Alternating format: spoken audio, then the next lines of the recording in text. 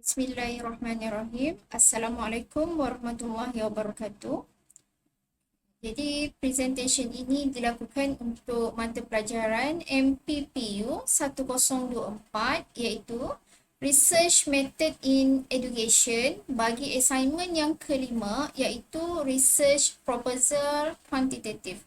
Okay, terima kasih diucapkan kepada pensyarah Prof. Madya Dr. Zainuddin bin Abu Bakar dan juga Prof. Madya Dr. Adibah binti Abdul Latif. So, ini adalah senarai nama ahli kumpulan. Saya Suhaila binti Buhari. Okay, bersama dengan ahli kumpulan Siti Hajar binti Abdul Hamid, Zatul Ifa binti Mat dan juga Muhammad Faizal bin Humaid. Okay, kami merupakan pelajar Teknologi Pendidikan ODL Seksyen 52B tahun 2021. Okay, tugasan yang kelima kami bertajuk kesan perisian realiti berperantara menggunakan pendekatan pembelajaran berasaskan masalah dalam pembelajaran sains. Okay, isi kandungan proposal kami ialah yang pertama pengenalan.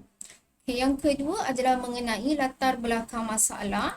Yang ketiga ialah penyataan masalah. Okay, seterusnya, yang keempat berkenaan dengan objektif kajian. Yang kelima ialah berkenaan dengan persoalan kajian. Yang keenam merupakan reka bentuk kajian. Yang ketujuh, kaedah persampelan. Yang kelapan, instrumen kajian. Yang kesembilan, tata cara pengumpulan data. Yang kesepuluh, analisis data. 11 ialah penemuan yang diharapkan. So, kita pergi kepada yang pertama, pengenalan. Okay, pendidikan STEM telah diperkenalkan oleh pihak Kementerian Pendidikan Malaysia melalui Pelan Pembangunan Pendidikan Malaysia bermula pada tahun 2013 sehinggalah kepada tahun 2025. Okay, di mana di sini satu bentuk pendekatan baru yang dikenali sebagai pendidikan STEM bertujuan untuk meningkatkan minat serta kemahiran pelajar dalam subjek sains, teknologi, kejuruteraan dan matematik di Malaysia. Okay, plan ini menggariskan kemahiran yang penting iaitu kemahiran berfikir tahap tinggi di kalangan pelajar sekolah menengah. Pendekatan ini menggunakan kejuruteraan dan teknologi secara serentak dalam praktik dan juga pengajaran subjek sains dan matematik. Okey, antara integrasi teras bagi STEM ialah menggunakan konteks pembelajaran yang bermakna dan berkaitan dengan kehidupan sebenar pelajar serta melaksanakan aktiviti pengajaran dan pembelajaran yang berpusatkan pelajar secara aktif dalam pengajaran dan juga pembelajaran. Okey, itu menurut Moore, Johnson, Peter Spurton dan juga Guzzi tahun 2016. Okey, namun hakikatnya pendidikan di Malaysia pada masa kini masih mengamalkan proses pengajaran dan pembelajaran secara tradisional dengan menggunakan kaedah lisan, iaitu daripada Izzuan Nurli, Madbis Tamam tahun 2018. Okay, oleh itu, pendidik perlu mencari kaedah pengajaran yang bersesuaian dan memberikan pendekatan yang lebih baik untuk meningkatkan pengalaman pembelajaran bagi pelajar, seterusnya untuk menyokong pendidikan STEM yang telah lama diperkenalkan oleh pihak Kementerian Pendidikan Malaysia. Okay, seterusnya kita pergi kepada latar belakang masalah. So, teknologi sering dikaitkan dengan pelbagai perspektif yang luas, termasuklah merangkumi pembangunan, penggunaan alatan jentera atau apa sahaja yang memudahkan urusan manusia untuk menjalani kehidupan seharian kita. Okey, antara teknologi yang berkembang pesat seiring dengan masa ialah teknologi komputer. Okay, perkembangan teknologi komputer dan multimedia pada masa kini turut mempengaruhi perkembangan dalam bidang pendidikan Okay, trend pendidikan secara konvensional kini semakin berubah dengan mengadaptasikan pelbagai teknologi yang menjadikan pelajar kaya dengan pelbagai maklumat dan interaksi dalam konteks pendidikan. Okay, ini menurut S. C. Chang dan G. J. Huang pada tahun 2018. Okey, antara teknologi yang terkini dalam bidang pendidikan yang telah kami kaji dalam tempoh 5 tahun kebelakangan ini ialah kajian di dalam bidang artificial intelligence, virtual reality, augmented reality, mobile learning, web-based learning, gamification dan sebagainya. So, teknologi, apakah yang dikatakan dengan teknologi AR? Teknologi AR didefinisikan sebagai situasi dunia maya yang ditampilkan kepada dunia yang nyata secara dinamik. Ini oleh Eric Klopfer Kurt Square pada tahun 2007. Okay, dengan menambahkan data konseptual seperti audio, lokasi, konteks sejarah bagi memudahkan kefahaman pengguna menurut L. Camillia pada tahun 2018.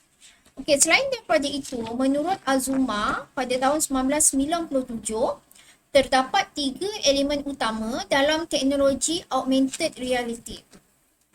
Okey, iaitu objek maya yang digabungkan dengan objek sebenar, maklumat interaktif secara serentak dan juga persembahan 3 dimensi. Okay, selain daripada itu, dikatakan teknologi AR turut melengkapi persepsi deria pengguna terhadap dunia nyata dengan memudahkan kefahaman pengguna terhadap konsep saintifik serta menawarkan interaktiviti antara dunia nyata dan juga dunia maya. Okay, oleh itu menurut Chang pada tahun 2014, keterlibatan pengguna semasa menggunakannya akan meningkat. Okay, ini akan menjadi proses pengajaran dan juga pembelajaran itu menyeronokkan. Okay, serta pembelajaran secara interaktif berlaku, di mana ia akan mencipta pengalaman pembelajaran yang amat menyeronokkan. Oleh itu, kita boleh katakan bahawa teknologi AR ini dilihat berpotensi sebagai satu pendekatan baru dalam bidang pendidikan untuk meningkatkan kualiti dan juga pencapaian pelajar di dalam pembelajaran, sekaligus memberikan pembelajaran yang lebih bermakna kepada pelajar. Okay, ini disokong juga oleh kajian yang dilakukan oleh Tanjagnidovef pada tahun 2020, baru lagi tahun 2020, dan juga Dilara Sahin pada tahun 2018. Okay, mereka mendapati penggunaan teknologi augmented reality dapat meningkatkan tahap pencapaian akademik pelajar serta dapat meningkatkan tahap motivasi, meningkatkan keseronokan, minat pelajar juga meningkat serta dapat memudahkan pelajar mempelajari sesuatu konsep yang abstrak. Okay, kita teruskan lagi dengan latar belakang masalah.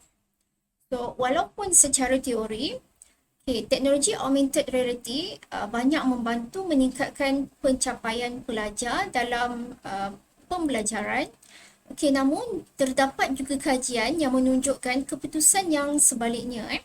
Contohnya, kajian yang telah dilakukan oleh Maria Blanca pada tahun 2020. Okey, beliau mendapati persekitaran pembelajaran menggunakan augmented reality kurang efektif di sekolah swasta, serta tidak terdapat kesan interaktif dari segi jenis teknologi, jenis sekolah dan juga waktu penilaian ketika motivasi pelajar diukur. Oleh sebab itu, menurut Mustafa Fidan pada tahun 2019, mencadangkan bahawa aktiviti PBL kita perlu integrasikan bersama dengan teknologi augmented reality yang dapat meningkatkan pencapaian pelajar. Pengintegrasian ini menyebabkan pengekalan jangka panjang bagi konsep yang diajar serta dapat membantu menganalisis senario sesuatu masalah.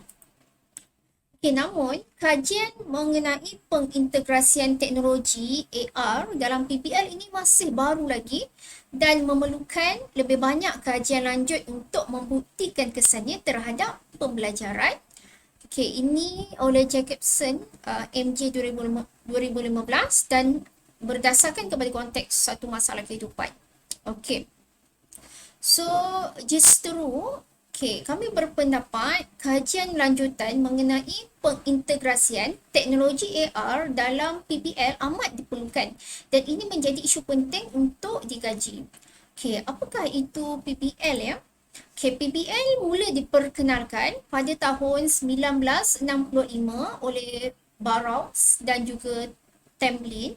PBL memberikan pembelajaran yang berbeza di mana dia adalah pembelajaran berdasarkan kes ataupun projek.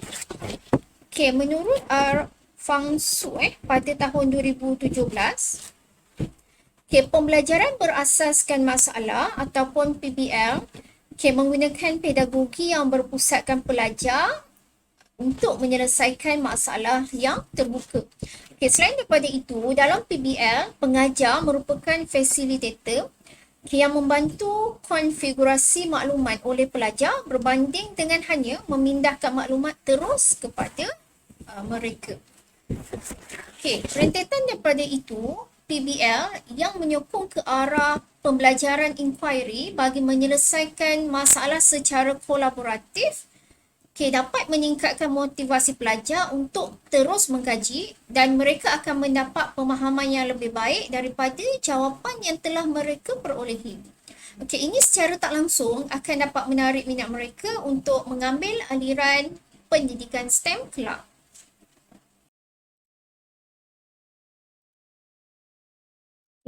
Salah satu agenda yang penting dalam transformasi pendidikan negara kita ialah melalui Pelan Pembangunan Pendidikan Malaysia ataupun PPPM. Dia bermula daripada tahun 2013 sehingga 2025 yang memberikan penekanan terhadap pendidikan STEM. Walaupun pendidikan STEM dekat negara kita telah memasuki sekarang ni gelombang yang ketiga iaitu pada tahun ini 2021 sehingga 2025. Namun dari segi penerimaan pelajar terhadap pendidikan STEM itu masih berada lagi pada tahap yang rendah. Ini dibuktikan dengan penurunan yang ketara bagi pelajar yang mengambil bidang STEM iaitu seramai pada tahun 2013, seramai 203,391 orang pelajar dan turun kepada angka 167,962 orang pada tahun 2018. So, saya mengambil sumber ini daripada MOE pada tahun 2019. Selain itu, menurut pengerusi National STEM Movement iaitu Profesor Datuk Dr. Noraini Idris, beliau menyatakan bahawa jumlah pelajar yang mengambil pendidikan STEM secara statistik iaitu hanya 19% sahaja daripada kira-kira 447,000 calon yang telah menduduki pentaksiran tingkatan 3 ataupun PT3 yang telah memilih aliran sains apabila mereka memasuki tingkatan 4. Ini adalah sumber daripada berita harian oleh Faizatul Farhana Farizhan pada tahun 2020. Ini menunjukkan trend penurunan terhadap aliran STEM di negara kita yang semakin meruncing. Sebenarnya trend ini memberikan impak yang negatif terhadap perkembangan revolusi industri 4.0 di negara kita, memandangkan penawaran bakat dalam bidang ini semakin berkurangan. Jadi kita nak tahu apa sebab pelajar ini tidak berminat untuk memilih aliran sains. Di mana kita tahu antara subjek yang ditawarkan dalam aliran STEM ni ialah subjek sains. Sains berasal daripada perkataan Latin yang iaitu sinetia yang bermaksud mendapatkan ilmu ataupun maklumat. Subjek sains ini menekankan pengumpulan dan juga penyusunan maklumat secara saintifik dalam prosesnya membentuk ilmu pengetahuan. Di mana di sini kita boleh tengok Okey, walaupun sains itu banyak menyumbang kepada ilmu pengetahuan bermakna dalam kehidupan manusia, namun menurut Desahin tahun 2020, okey, beliau menyatakan bahawa pelajar merasa sukar untuk memahami konsep yang abstrak dan juga kompleks, di mana terdapat beberapa topik dalam subjek sains yang dikatakan sukar untuk dipelajari oleh pelajar. Ini disebabkan pelajar perlu membayangkan fenomena yang berlaku tanpa melihat sendiri di depan mata mereka. Okey, jadi di sini dibuktikan juga dengan analisis yang saya dapati, analisis oleh Andi Adariana pada tahun 2020. Okey, daripada Andi Adariana tahun 2020, okay, beliau menyatakan bahawa daripada kajian yang beliau lakukan, majoriti 61.51% pelajar mengalami kesalahfahaman dalam kursus anatomi dan juga fisiologi manusia. Okay, iaitu sebanyak 70.31% daripada tajuk sistem pencernaan manusia. Okay, menurut Nila Roswati tahun 2019, beliau mendapati bahawa kajian mengenai kesalahfahaman pelajar dalam topik sistem pencernaan manusia perlu diambil perhatian oleh guru dan juga pengamal pendidikan. Okay, oleh itu, pendidik perlulah mengubah kaedah pengajaran secara konvensional kepada bentuk yang lebih bermakna seiring dengan teknologi terkini bagi menyediakan peluang yang realistik, yang autentik dan bermakna dan juga yang menyeronokkan bagi meningkatkan lagi minat pelajar terhadap subjek sains ini. Okey, selain itu menurut Suhairi pada tahun 2013, okey, menurut Suhairi pada tahun 2013, beliau menyatakan bahawa pembelajaran sains sepatutnya memerlukan nilai praktikal dalam kehidupan seharian pelajar. Ia bukanlah hanya berbentuk maklumat dan fakta sahaja.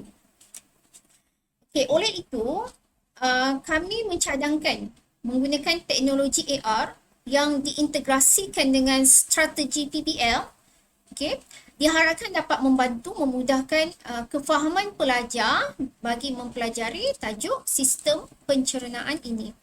Okay, seterusnya adalah penyataan masalah.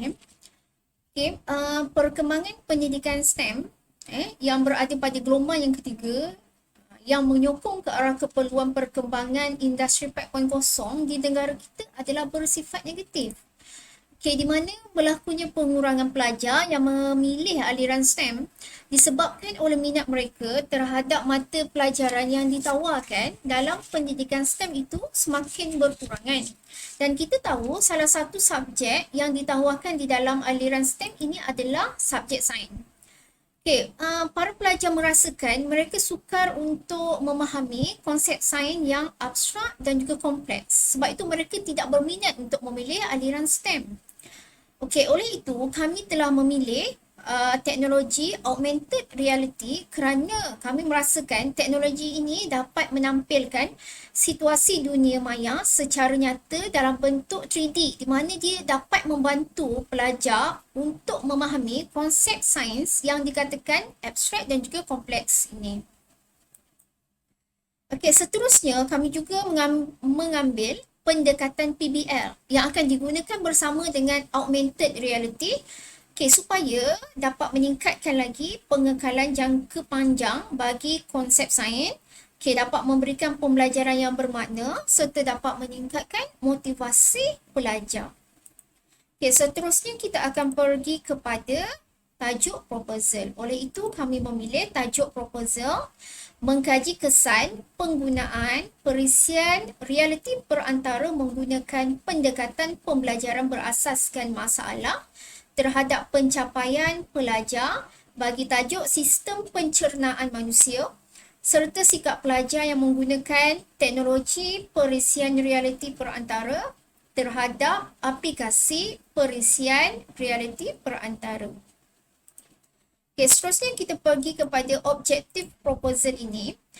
So, objektif ada dua di sini. Yang pertama, kami ingin mengkaji kesan penggunaan perisian realiti perantara menggunakan pendekatan pembelajaran berasaskan masalah terhadap pencapaian pelajar. Okey, objektif yang kedua adalah mengkaji sikap pelajar yang menggunakan teknologi perisian realiti perantara terhadap aplikasi perisian realiti perantara itu sendiri. Okey, seterusnya adalah persoalan kajian. Persoalan kajian yang pertama adalah kami ingin mendapatkan apakah skor min dalam ujian pasca sains bagi kumpulan kawalan yang menggunakan kaedah tradisional. Okey, persoalan kajian yang kedua ialah apakah skor min dalam ujian pasca sains bagi kumpulan eksperimen yang menggunakan teknologi perisian realiti perantara. Okay, persoalan kajian yang ketiga ialah apakah terdapat perbezaan skor min dalam ujian pasca sains antara kumpulan kawalan yang menggunakan kaedah tradisional dengan kumpulan eksperimen yang menggunakan teknologi perisian realiti perantara. Seterusnya yang keempat, apakah sikap pelajar yang menggunakan teknologi perisian realiti perantara terhadap aplikasi perisian realiti perantara. Dan persoalan kajian yang terakhir ialah apakah terdapat hubungan antara sikap pelajar terhadap teknologi perisian realiti perantara dengan pencapaian akademik mereka dalam kumpulan eksperimen. Okay, seterusnya kita akan pergi kepada reka bentuk kajian. So, kami memilih pendekatan reka bentuk secara kuantitatif dan kaedah yang digunakan ialah secara kuasi eksperimen. Okey, kamu memilih pendekatan secara kuantitatif kerana ingin melihat keberkesanan sesuatu rawatan yang diberikan iaitu penggunaan teknologi perisian realiti perantara dan kami ingin melihat kekuatan hubungan antara pemboleh ubah. Okey, selain daripada itu, reka bentuk kuasa eksperimen dipilih kerana sampel tidak dapat dipilih secara rawak kerana pelajar ini tidak boleh diasingkan kelas kerana bimbang akan mengganggu aktiviti persekolahan mereka. Okey, menurut Cohen, Mannion dan juga Marison tahun 2003, okey, sampel yang tidak boleh dipilih secara rawak namun daripada populasi yang sama, maka ia masih lagi boleh digunakan sekiranya beberapa aspek seperti umur, latar belakang, pengalaman akademik dan pengetahuan sedia ada adalah sama. Jadi di sini umur dan juga pengetahuan sedia ada sampel ini adalah sama. Okey, reka bentuk keseluruhan kajian kami. Yang pertama sekali adalah pemilihan subjek kajian ataupun pelajar.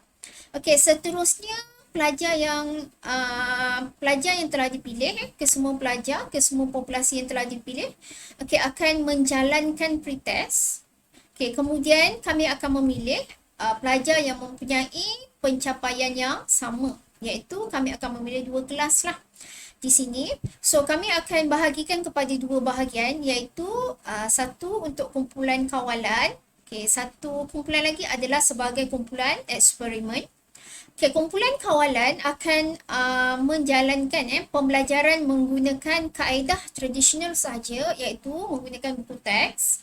Manakala kumpulan eksperimen akan menjalankan pembelajaran menggunakan teknologi perisian realiti perantara.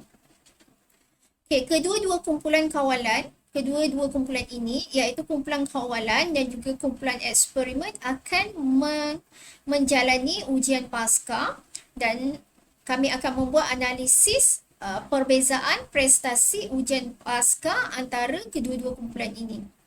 Okey, bagi kumpulan eksperimen sahaja, mereka akan menjawab soal selidik iaitu menilai sikap pelajar terhadap augmented reality. Kemudian kami akan mencari hubungan antara sikap pelajar dengan pencapaian dalam ujian pasca. Okey, itu adalah reka bentuk keseluruhan kajian kami. Okey, seterusnya kita pergi kepada kaedah persampelan secara lebih detail lagi. Okay, so kita fokus kepada sekolah menengah kebangsaan yang berada di daerah Gombak.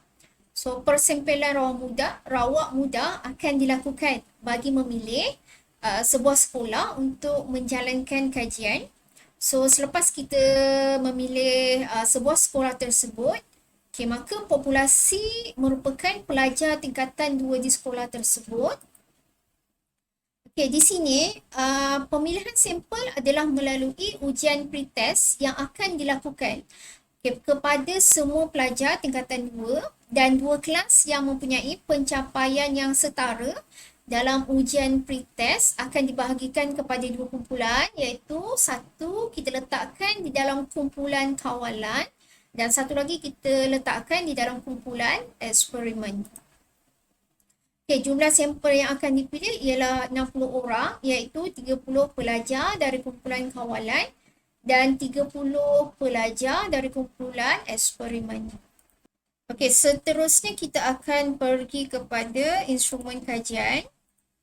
So, untuk menjawab objektif kajian kami yang pertama iaitu mengkaji kesan penggunaan perisian realiti perantara menggunakan pendekatan pembelajaran berasaskan masalah terhadap pencapaian pelajar. So, di sini kami akan menggunakan instrumen kajian 40 soalan berbentuk aneka pilihan mengenai sistem pencernaan manusia. So, soalan berbentuk aneka pilihan ini adalah disediakan berdasarkan silibus yang telah ditetapkan oleh pihak Kementerian Pendidikan Malaysia. Dan soalan ini akan disemak oleh 2 orang guru pakar sains dan kami akan menjalankan ujian rintis terhadap soalan pasca sains untuk memastikan tiadalah sebarang masalah. Dan soalan ini akan disemak dan dibetulkan sehingga mencapai perkali Cronbach alpha sehingga kepercayaan antara 0.6 sehingga 0.8.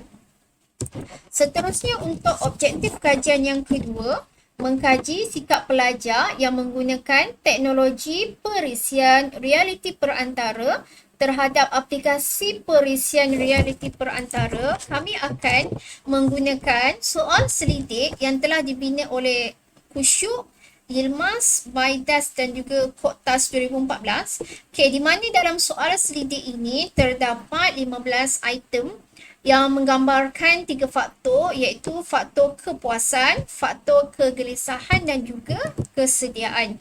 Okey, soal selidik ini menggunakan skala Likert 5 mata iaitu nilai yang pertama sepenuhnya tidak setuju dan nilai yang paling tinggi nilai 5 lah iaitu setuju sepenuhnya. So kami akan memohon terlebih dahulu kebenaran menggunakan soal selidik ini sebelum memulakan kajian. Okay, seterusnya kita pergi kepada tata cara pengumpulan data. So, yang pertama sekali, kami akan memohon kebenaran bertulis daripada bahagian perancangan dan penyelidikan dasar KPM. Okay, seterusnya, selepas kelulusan diperoleh, penyelidik akan membawa surat kelulusan tersebut ke Jabatan Pendidikan Negeri Selangor untuk memperoleh kebenaran membuat kajian tersebut di sekolah yang telah dipilih. Okey, seterusnya selepas mendapat kelulusan daripada JPN Selangor, penyelidik akan membuat pula permohonan kepada Pejabat Pendidikan Daerah Gombak dengan menetapkan tempat, masa dan juga tarikh. Seterusnya kami akan pergi ke sekolah tersebut dan memberikan penerangan tentang penggunaan perisian realiti perantara menggunakan pendekatan pembelajaran berasaskan masalah kepada guru mata pelajaran sains serta kumpulan pelajar yang telah dipilih lah. Seterusnya proses pembelajaran menggunakan kaedah rawatan tersebut dan juga kaedah tradisional dia akan berlangsung selama 4 jam seminggu dan proses pembelajaran ini akan dilakukan selama 3 minggu berturut-turut. Selepas daripada itu, pengkaji akan menjalankan ujian pasca sains apabila kedua-dua kumpulan selesai menjalani pembelajaran masing-masing. Okey, bagi kumpulan eksperimen, pelajar akan diberikan soal selidik yang mengandungi 15 item untuk mengkaji sikap pelajar terhadap teknologi perisian realiti perantara. Okey, seterusnya untuk analisis data yang telah diperoleh, kami akan menggunakan perisian statistik SPSS. So, kami akan menggunakan sepenuhnya lah perisian statistik SPSS ini untuk analisis data. So, kami akan membuat analisis deskriptif iaitu mencari nilai min dan sisihan piawai. Okey, bagi menjawab persoalan kajian iaitu skor min dalam ujian pasca sains bagi kumpulan kawalan dan juga kumpulan eksperimen. Okey, seterusnya kami akan menjalankan ujian T sampel tidak bersandar bagi persoalan kajian mengenai perbezaan skor min dalam ujian pasca sains antara kumpulan kawalan dengan kumpulan eksperimen. Okey, seterusnya untuk persoalan kajian, sikap pelajar yang menggunakan teknologi perisian realiti perantara terhadap aplikasi perisian realiti perantara, kami akan buat analisis deskriptif iaitu mencari nilai min dan juga sisihan piawai. Okay, dan yang akhir sekali kami akan membuat ujian korelasi Pearson untuk menilai hubungan antara sikap pelajar terhadap teknologi perisian realiti perantara dengan pencapaian akademik. Okey, seterusnya yang akhir sekali ialah penemuan yang diharapkan. So, penemuan yang diharapkan bagi objektif yang pertama iaitu mengkaji kesan penggunaan perisian realiti perantara menggunakan pendekatan pembelajaran berasaskan masalah terhadap pencapaian pelajar. So, selepas menjalankan analisis statistik terhadap skor min markah ujian pasca pelajar kumpulan eksperimen dengan kumpulan kawalan, so penyelidik mendapati terdapat perbezaan yang signifikan antara skor min dalam ujian pasca sains antara kumpulan eksperimen yang menggunakan teknologi perisian realiti perantara dengan kumpulan kawalan yang hanya menggunakan kaedah tradisional.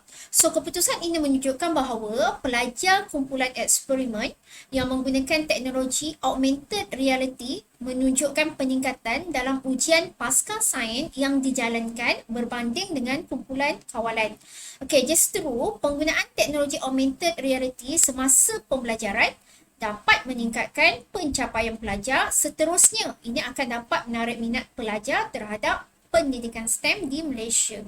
Okey, so itu adalah untuk objektif yang pertama.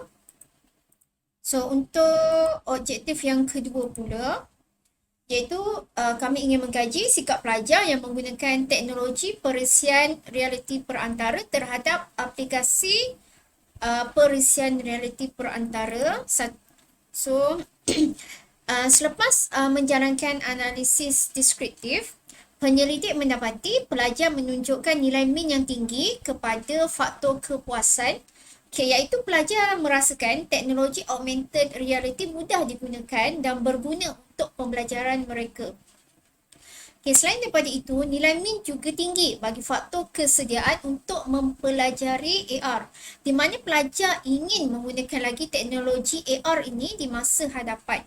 Sementara itu, nilai min menunjukkan nilai yang rendah bagi faktor kegelisahan, iaitu pelajar tidak menghadapi masalah semasa menggunakan teknologi AR ini semasa kajian dilakukan. Seterusnya, melalui analisis statistik korelasi Pearson menunjukkan terdapat hubungan yang positif yang signifikan antara skor min dalam ujian pasca sains kumpulan eksperimen dengan sikap pelajar terhadap teknologi perisian realiti perantara.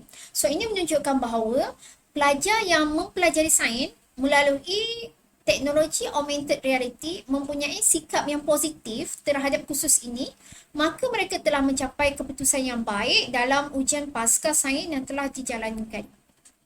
So, saya rasa itu sahaja apa yang ingin kami kongsikan bagi proposal kami ini. So, sekian sahaja dahulu. Saya ucapkan terima kasih.